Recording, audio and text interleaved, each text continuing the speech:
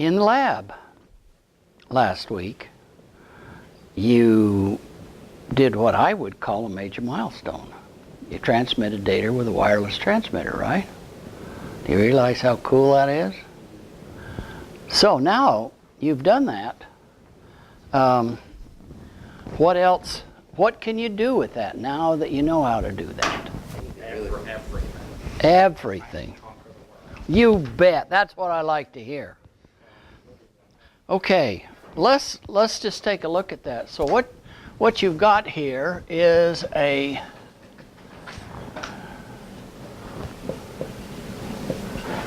wireless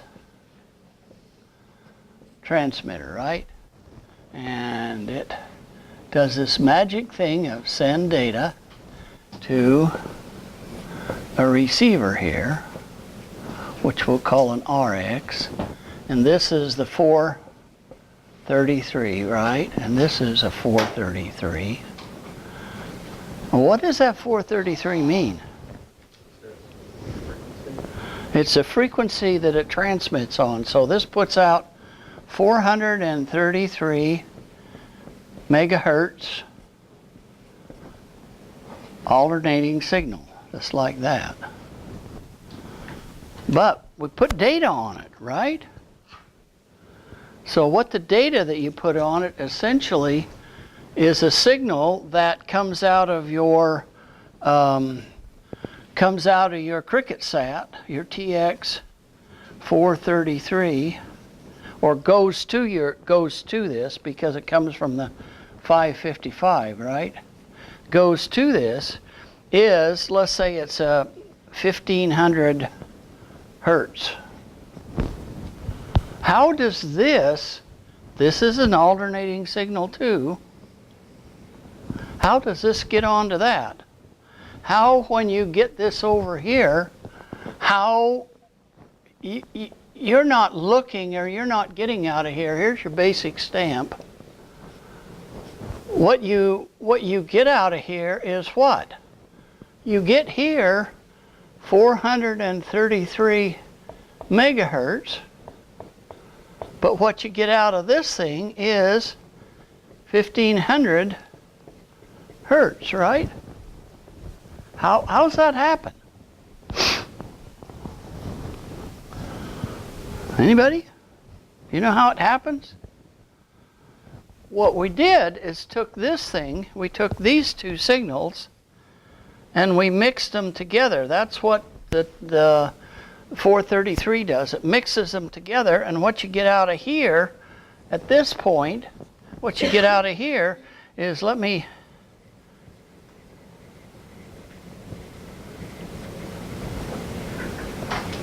something that looks like that. And what this is, on the variation of the amplitude, is this is the 1500 hertz, and this is the 433 megahertz. And all we're doing is what's called amplitude modulation.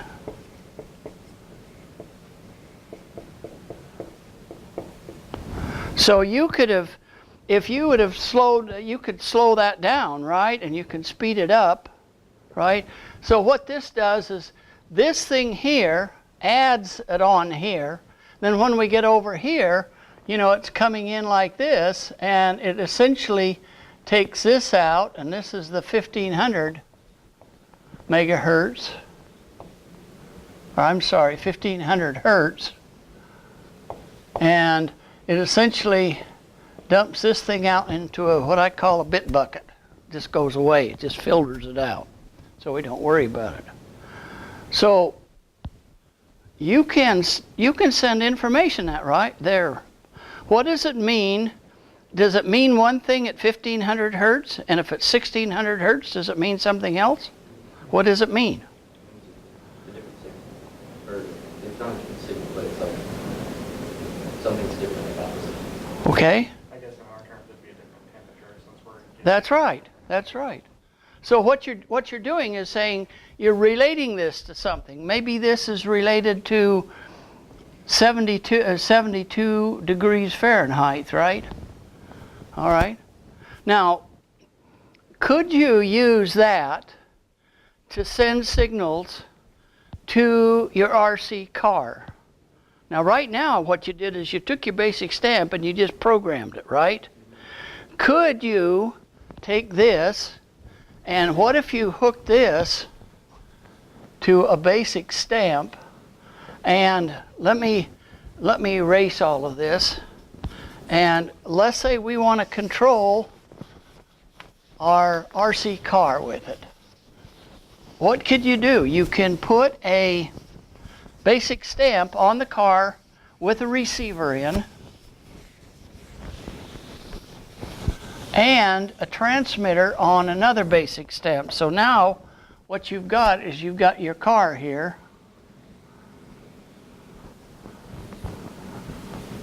And you got a basic stamp, and you have connected to that, just like you did before, the RX 433.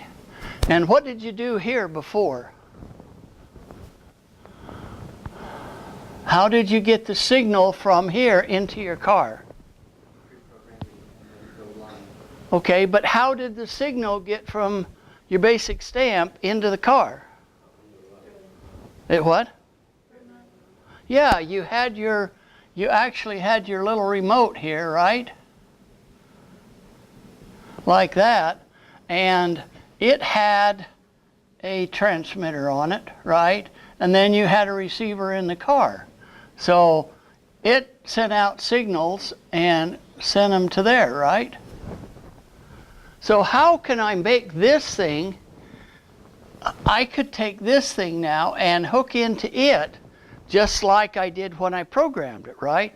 But instead of getting the data from inside here, it gets them through the receiver, right?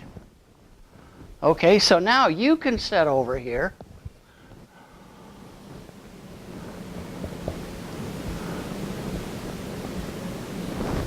All right. Here you are. You're sitting at a little table. And you've got your laptop here, like that. And you've got hooked to it a little transmitter, right? And what you can do now is send signals there. What kind of signals have you got to send? How many different operations did you have here?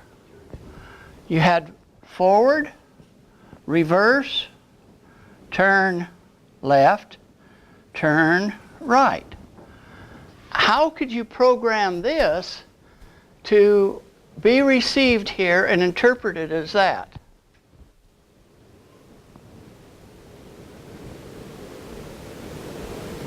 Each direction like has a separate signal or like frequency? Different frequency, that's right. We could make this one 1500, 1600, 1700, 1800, right? And how do you recognize inside of your basic basic stamp? How do you recognize whether it's 1500 or 1600 or 1700 or 1800? What did you use in your program? Frequency. Some what? Frequency. Yeah, but how did you separate them? Did you look at different temperatures and light your lights differently? How did you do that? How did you separate them? You program it to whenever it had one number in each one. So, didn't you use an if statement? So you could say if it's somewhere in this vicinity or somewhere in this vicinity or somewhere in this vicinity, then I could send commands there, right? How many possible commands can you send? Infinitely many? Pardon? Could you send infinitely many? Because you could Almost, right, yeah. separate it. So you could, we could go from, maybe at least 0 to what? 2,000? Isn't that We go up to 2,000 hertz, depending on what that resistance was of the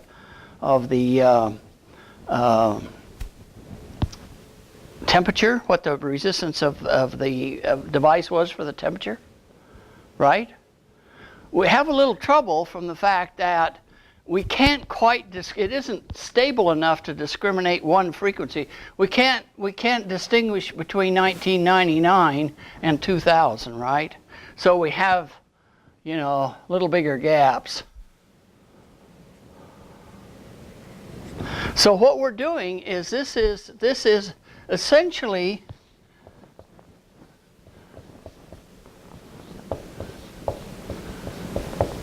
frequency detection, right?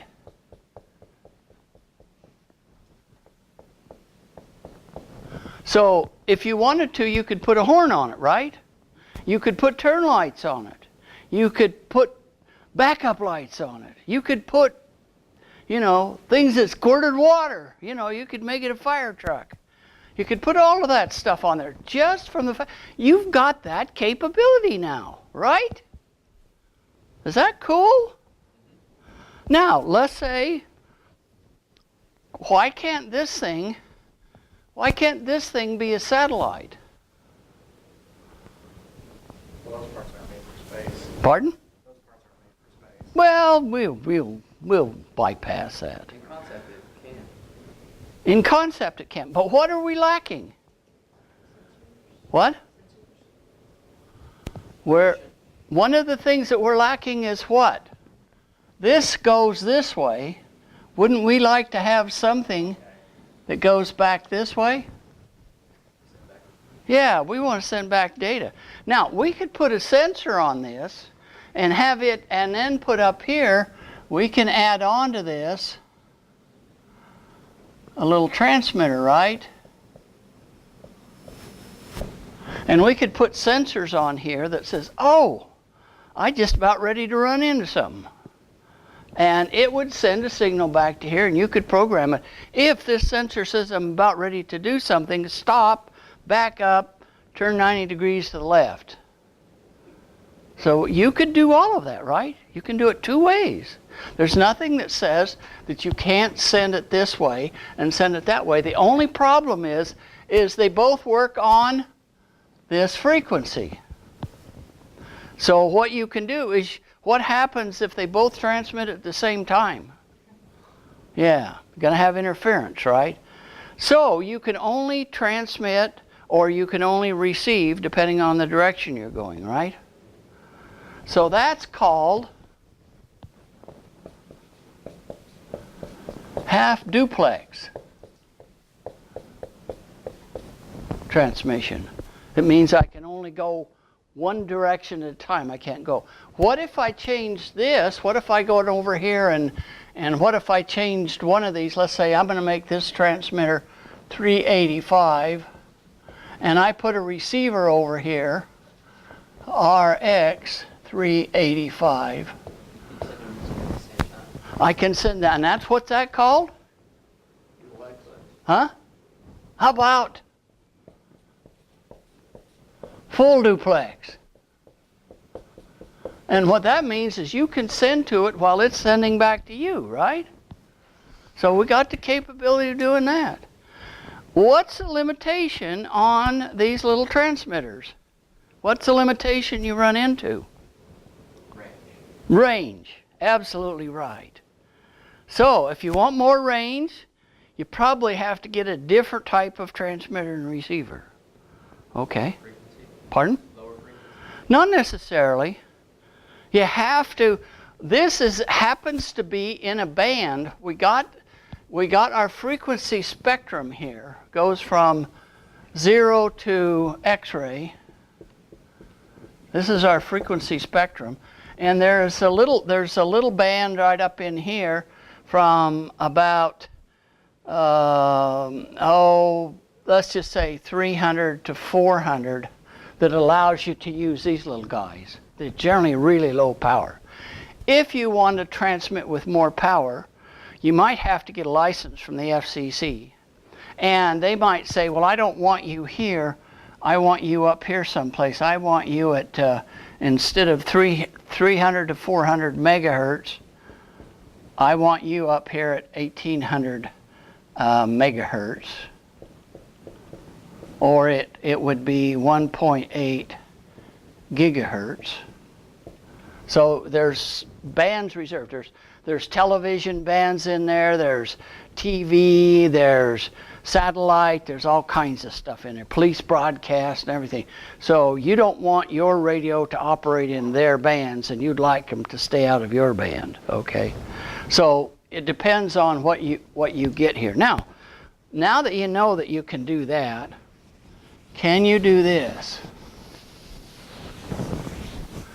Can you do something really useful? And let's just look at it. Okay, how about record outside temperature for your room for 8 hours and plot. How would you do that? Do what you have set, translated to where you turn the frequency into a temperature that you use by calibrating, and then you could set the refresh time to like every half hour instead of every 30 seconds. Okay, so you could set your cricket sat out up here, like that, and here's your little thermistor. You can set it outside someplace, and this thing is broadcasting in your house, and you have your system in here, the RX 433, right? And you say, I'm going to do it every half hour. Okay, where's it going to appear? And what form? The debug, absolutely right. How are you going to capture that now to plot it? Won't it send you frequencies? Do what? It will send you frequencies to your debug. Well, yeah, you have this calibrated such that you can tell what the temperature is, say from -0 Fahrenheit or 32 Fahrenheit or 0 Fahrenheit up to 115 Fahrenheit. That's enough to cover the outside temperature range, right? And so what you could do is you could have that displaying on your screen, right, in your debug statement, and every half hour you would see a frequency there, right? And you could convert that frequency to temperature, right? Question is, how do you get those numbers off of there into an Excel program? There's a little thing called copy and paste. Okay, all you have to do is put your cursor right here and go up the screen or down the screen, whichever it is, and you can capture all of the data that was in here that scrolled off, and then what you can do is paste it in a spreadsheet. Okay? And so you can say, okay, this first one that occurred here occurred at 8 p.m., right? So you could, this is essentially, this is temperature, right? So you said, well, I did it every half hour, so I know the next one is 8:30, 9, and so on. So I can build this table, right? I can build this column. This is the column I got. Now I can plot what the temperature looked like. This is the temperature, and this is time. So what's it going to look like? Here is 8 p.m. and here is 8 a.m. What's it going to look like? What do you think the temperature's going to be at 8 p.m. here? What? Like a, Okay. What's going to do is this, right? Something like that. Maybe this is 50 degrees Fahrenheit. Maybe this is 30 degrees Fahrenheit. And maybe this over here is 45 or something. You can do that now. Right? Now, here's the next one. What else can you do with that thing? You measure temperature outside. What else would you want to measure? What else goes on outside? Sunlight. Okay. So this is temperature. So we got temperature, sunlight. What else? but you can measure sound. Sound.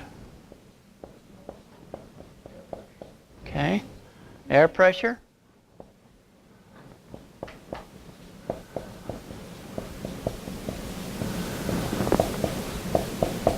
What else? How about wind velocity? Do we ever have any wind around here? How about wind direction?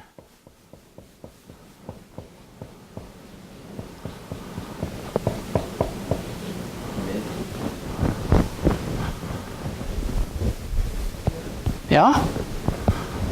Agreed? How?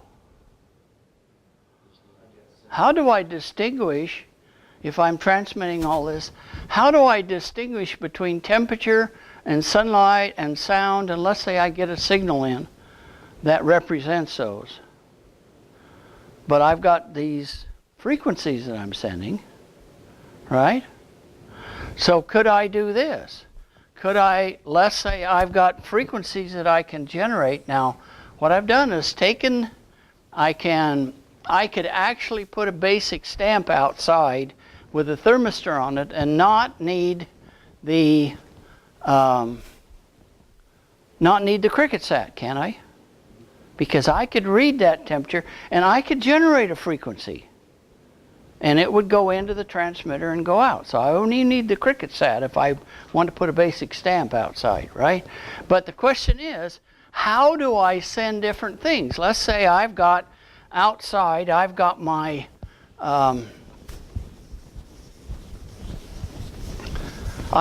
basic stamp out there, and I've got coming into my basic stamp, and here's my transmitter, receiver rather, and I got coming in here, I got temperature.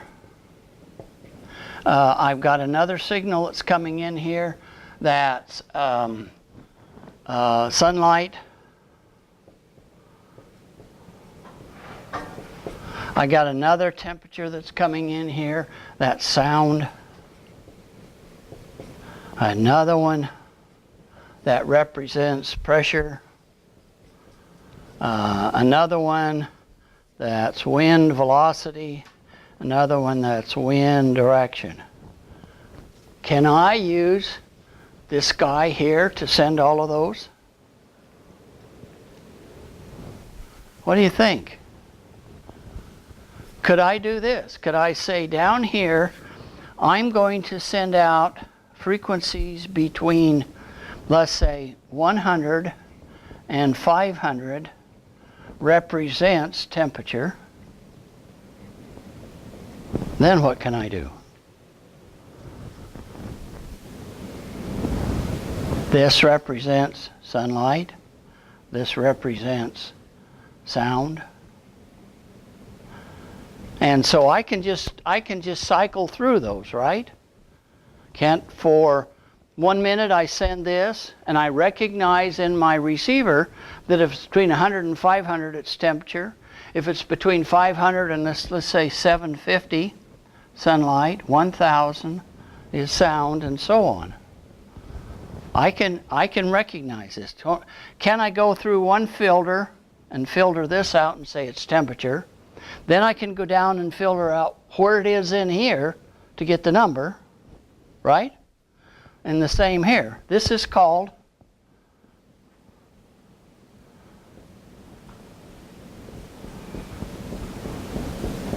multiplexing.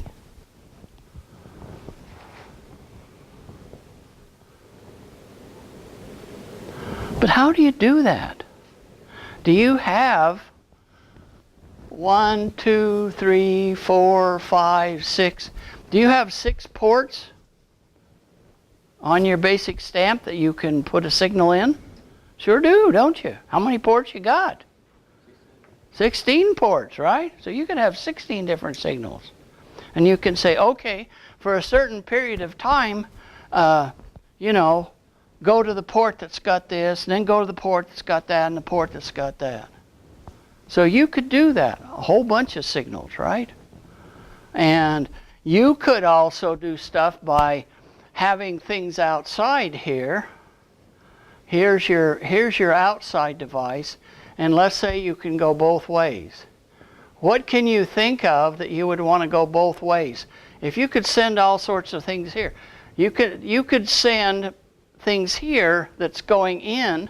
So let me just say this, there's an RX and a TX here, and an RX and a TX here.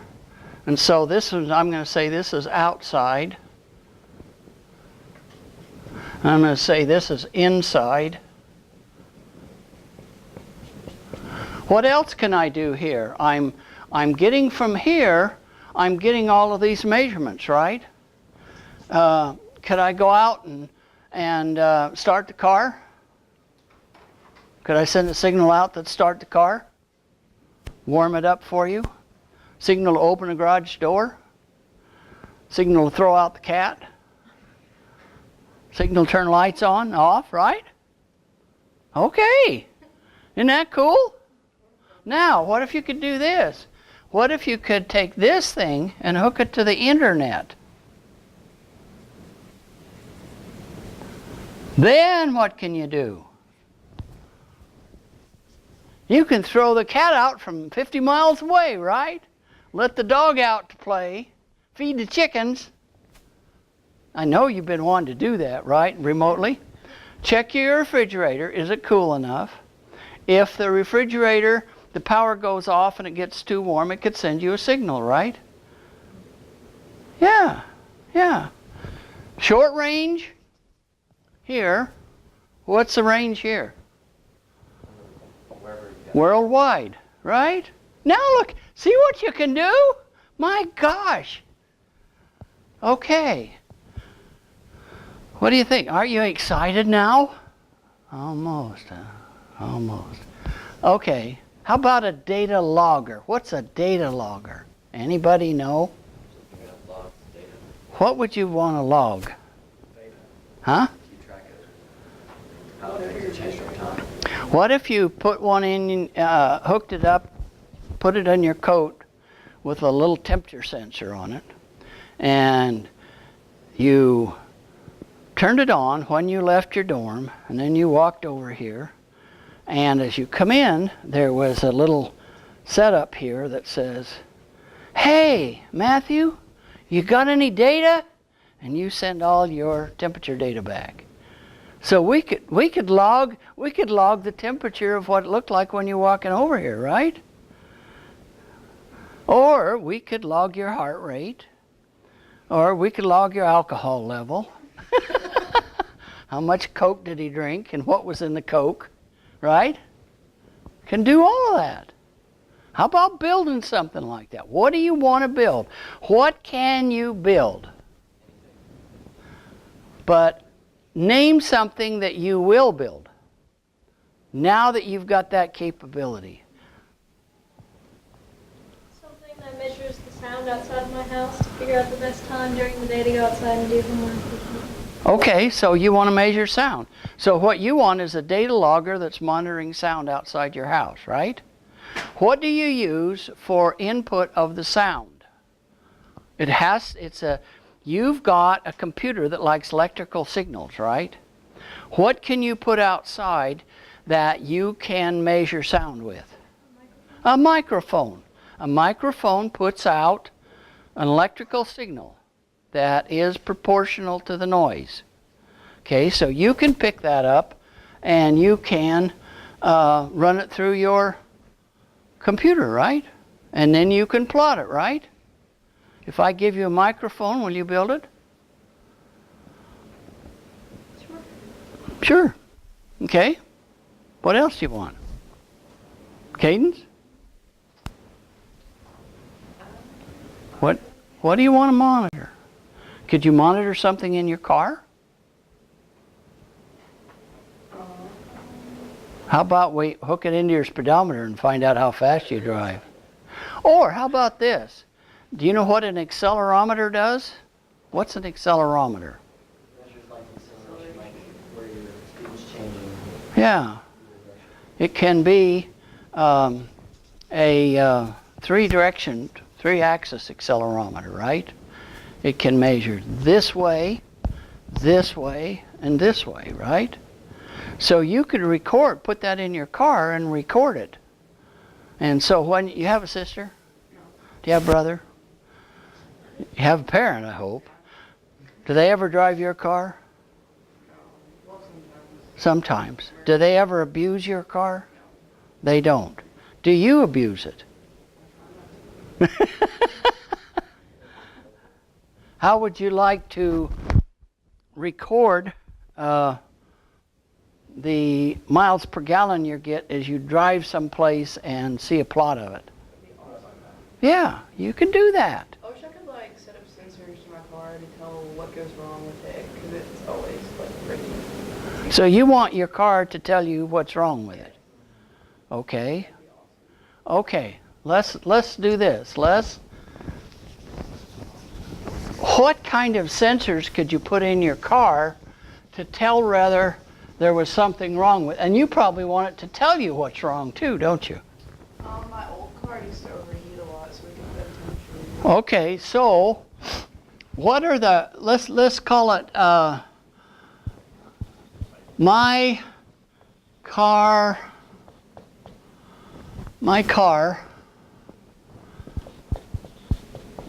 talks to me.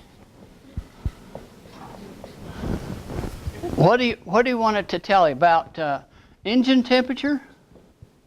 Is that one? Engine oil level. Okay, engine temperature. Engine oil level. The rate at which oil is leaking from my car. Rate oil used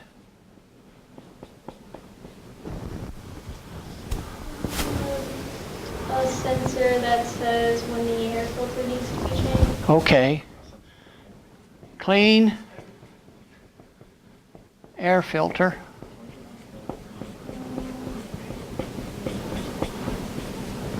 If there's a tire going flat or losing air pressure. Tire pressure. Something that measures the output voltage of the car battery to see if it's on. Battery. I'm just going to put your alternator.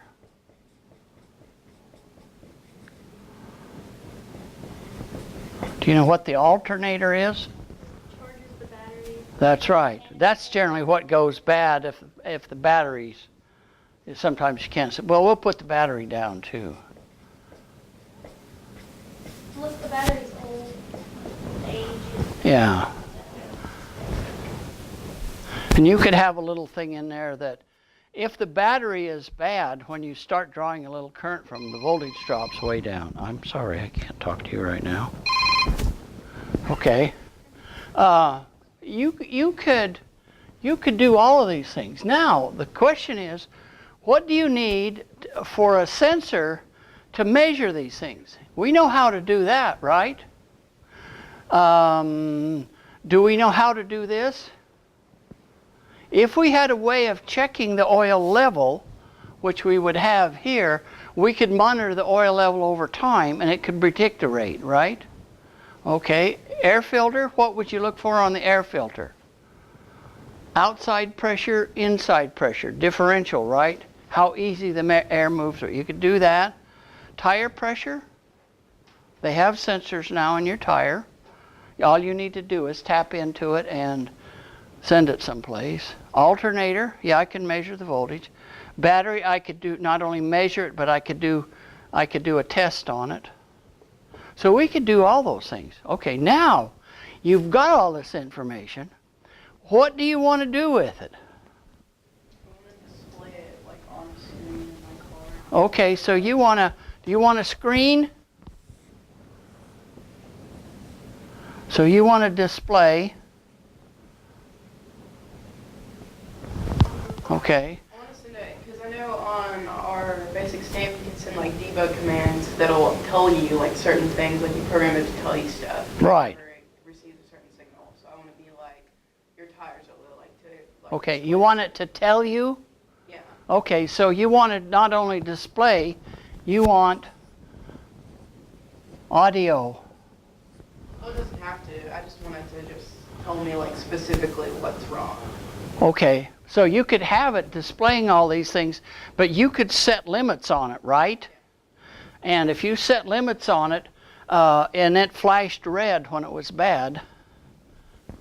Are you looking at your cell phone? Please set it on the table. Okay. So you could do that, right? You could get a voice synthesizer that say, Cadence, my alternator's starting to look sick. How would that be? That'd be cool. You could do that. What's that? Yeah, that's right. You set your phone up there, and how would you get to your phone? How do you send data to your phone now? There's Bluetooth. Most of your cell phones have Bluetooth, right? So you could have a Bluetooth in your car sending it to your phone, right? So you get in, go to start your car, and you lift up your cell phone, and that could be your display, and it could be, maybe it sends you an email message, or maybe you get a voice message. Sure. Yeah, you can get GPS. You can have it like display a little like image of your car and like each place that was red. Like Okay. All right. My car has that right now. It's not that accurate. All right. How many of you have finished the section on the basic stamp activity kit where you had a display? Yeah. Have you done the 7-segment display? Yeah, I've done all. Okay. Pretty easy, huh? I thought it was cool. Yeah, yeah. You can get little LCD screens that you can program and send messages to. Okay? I think I got some of those. In fact, I got a whole bunch of them. I don't have the data sheet on it, but we could probably find it. Jeff gave me a bunch of them. Anybody want one? LCD display? I have a bunch of them. Sound too complicated? No, I want one. I just don't get mad at it. What? Why would you break it? Just don't step on it. You know, it says no step here.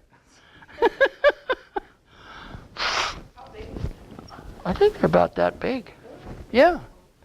All right, I'll try and bring it in next time. Do you see what you got? One of the things that you need to do is the following. And is that screen on? I turn that one off. Let me turn this one on. Okay. Do you know how to do this? Do you know how to? I know you've all seen this, right? It's only 504 pages long. But what else can you do with, okay,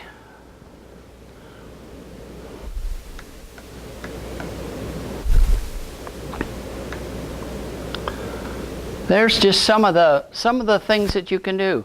These are some of the statements. There's the debug statement. There's a compare statement. There's all of these commands that you can use. How many of you have looked at them? Have you looked at all of them? Kind of. What you need to do is just scan through the book, look at it, and they'll have a little bit of code that shows you how to use it. So look at those. You know, you can actually go to sleep reading them, right? There's a nap function.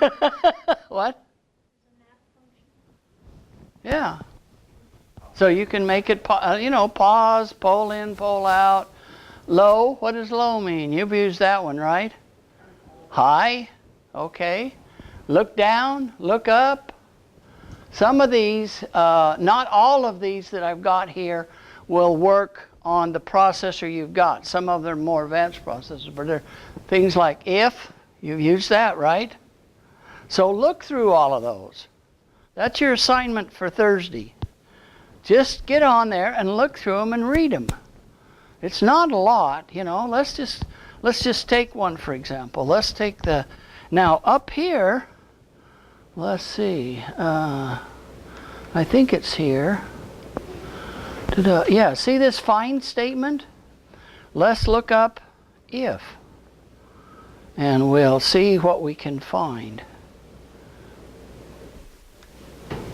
Okay, found that one. You see it? Shift in, if is in the middle of it. Shift out. But if you keep going, you'll find that listed here someplace. Do what? If, let me see if it'll find that. If else. Yeah, there it is. Here's an if else. Now see what you'll do is you'll see this sort of thing. It says up here that I can use a BS 1, 2, and all of these. This is our guy right here. That's the one we're using. So it says the standard is if condition, then a statement, else, then a statement. Or you can put it in this format, that you can put it in a serial form. Now let's go down. They talk about the conditions you can use. And then there's all of the basic conditions you can use. And let me see. There, for example, is a example of how to use it, if then. So it's really easy to find examples. Here's another one. If pulse, let's see, pulse in value, debug, so print out if it's less than 4,000, then go to the main. Now, how many of you are familiar with subroutines? Anybody? Subroutine? Just the ones that go on in the background while the rest of the program is running? Not really. What a subroutine is, let's say you've got a program that's like this, but you're close. You're very close. What you can do is write a program that looks like this. You can say top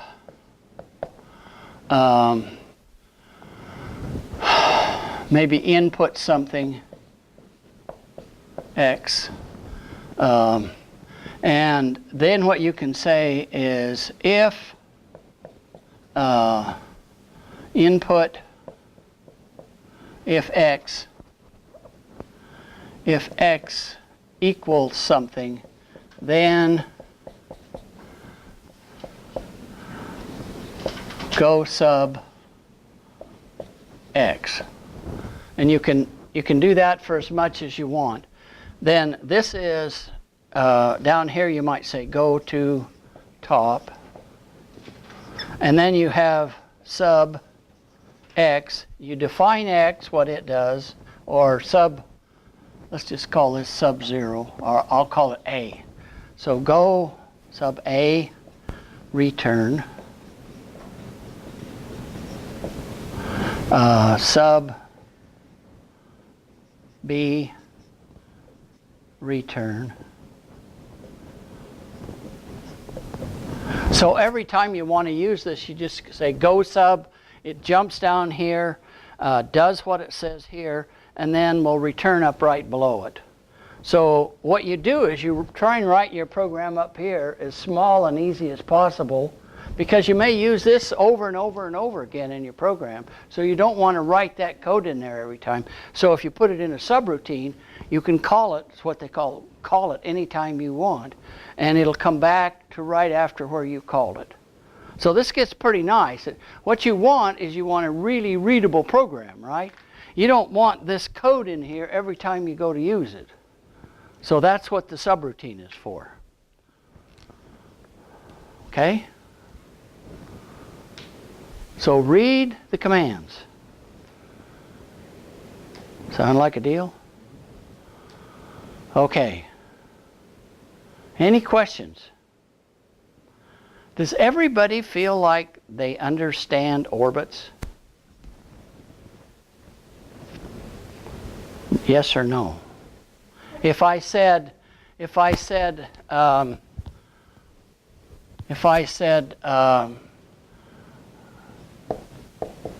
calculate the sat velocity at 700 kilometers circular, can you do it?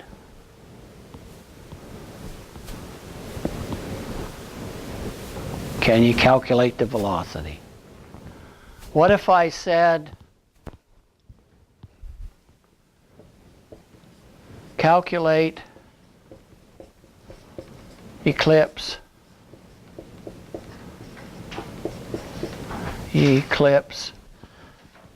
for noon, midnight, sun, sink, circular orbit at 450 kilometers. Can you do it? What if I say find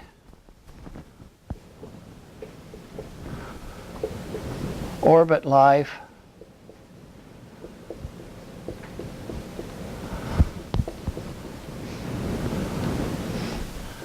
starting at 700 kilometers with peak solar flares. Does everybody know how to do that? They missed it in your lecture. Those are the kind of things you need to know. So I got a set of notes that maybe we ought to go over them, huh? Because why is this important? Why is the eclipse important? It's power generation, right? What about thermal control? What about communications? You got a ground station, right? Can you calculate how long it'll be over your ground station? Can you calculate the orbit period? Are those important? You didn't get it. I don't know why. You're going to have to get it from me, right? I'll give it to you, whether you want it or not. No, I got a really good set of notes, and we'll go over that. This is important when you go to do a mission, that you understand these things. What's the difference between a Nude midnight and a dawn-dusk orbit? Dawn-dusk is sunlight all the time. Yeah, sun all the time. There are some times, depending upon where the orbit, if it's not a sun synchronous, what happens to this orbit plane? Sun synchronous, it rotates as you go around the sun, so it always has the same angle to the sun. If it's not sun synchronous, this can rotate faster, it can rotate slower. can do all sorts of weird things. Not weird, but natural things, you know. Physics plays. Can I have, here's the Earth, here's the equator. Can I have a satellite that orbits the Earth like this? Why? You've got to orbit around the gravitational center, right? Absolutely. Absolutely. How do I go, and do you know, how do I go from a GTO orbit to a geo orbit? You have to have a boost, don't you? What? You have to have boost. Yeah, you have to. Okay, so what a GT orbit is the following. It's a geotransfer orbit, and it looks like this. If you look at it from the, let's say, the North Pole, you get a geotransfer orbit that looks like this. Kick when you're closest to Earth. Okay, and this out here happens to be your geo orbit. Okay, but they put it in a transfer orbit. Where is the fastest velocity? Up here, right? Let's call this V perigee, is that right? Is greater than V apogee. This is V perigee and this is V apogee, right? Is this correct? Yeah. How do I get it in a geosync? What have I got to do? You gotta kick it, yeah. I got to kick it at the apogee. What I got to do is move this velocity up until it equals the velocity that would be in a circular orbit, right? This is less than that. And the orbit that they talk about that takes the least energy is called what? Have you heard of the Hohmann transfer? You haven't heard? That's what that orbit is. The one that requires the least amount of energy to go from GTO to GEO is called the Hohmann transfer orbit. And it looks like that. I could do this. I could start out here with an orbit that looked like this. And then what I could do is just boost it eventually.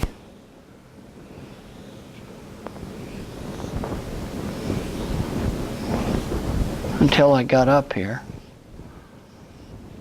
What does these orbits tell you about the Van Allen belt? And are we worried about the Van Allen belt? Do we want satellites to go through them? Can we get to GEO without going through it? No. So they have to be able to go through that belt to get out to GEO. There's still radiation out at GEO, but okay.